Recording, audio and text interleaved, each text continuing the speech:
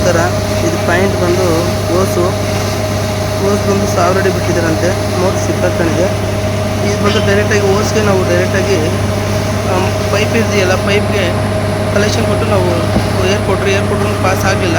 But ನಾವು first ಹೇಳಿದ್ವಿ camera ಮಾಡಿದಾಗ, ಅಣ್ಣ ಇದು ಪ್ರಾಬ್ಲಮ್ ಬಂದು ನಿಮಗೆ ಕೇಸಿಂಗ್ ಹೋಗಿದೆ ಅಂತ ಹೇಳಿದ್ವಿ. ಕೇಸಿಂಗ್ ಬಂದು 190 ಅಡಿ ಕೇಸಿಂಗ್ ಇದು.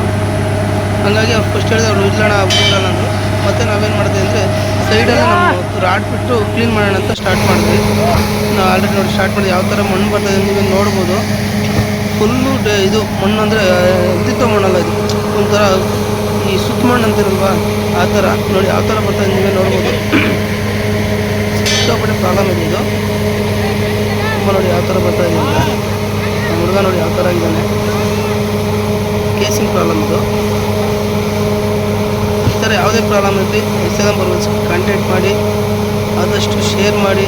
ಕೆಲವು ರೈತರಿಗೆ ಗೊತ್ತಿರೋಲ್ಲ, ಆದಷ್ಟು ಅನುಕೂಲವಾಗಿ. ಈಗ ಮಳೆಗಾಲ ತುಂಬ ಆಗಿ ಎಲ್ಲ ಕೆರೆಗಳಲ್ಲಿ ನೀರಿದ್ದಾವೆ. ಆದಷ್ಟು ಸ್ವಲ್ಪ ಮೋಟ್ರ್ ಆಳ ಬಿಟ್ಟಿದ್ದಲ್ಲಿ ಸ್ವಲ್ಪ ಮೇಲೆ ಒಂದ್ಸರಿ ಎತ್ಕೊಂಡ್ರೆ ಒಳ್ಳೆಯದಾಗುತ್ತೆ. ಮಣ್ಣೆಲ್ಲ ಮಕ್ಕಕ್ಕೆಲ್ಲ ಇರ್ಬಿಟ್ಟು ಕಣ್ಣಿಗೆಲ್ಲ ಹೋಗಿದೆ ಅವ್ರ ಮಗುನಿಗೆ. ಆದಷ್ಟು ರೈತರಿಗೆ ಶೇರ್ ಮಾಡಲಿ. ಅವ್ರಿಗೂ ನಮಸ್ಕಾರ.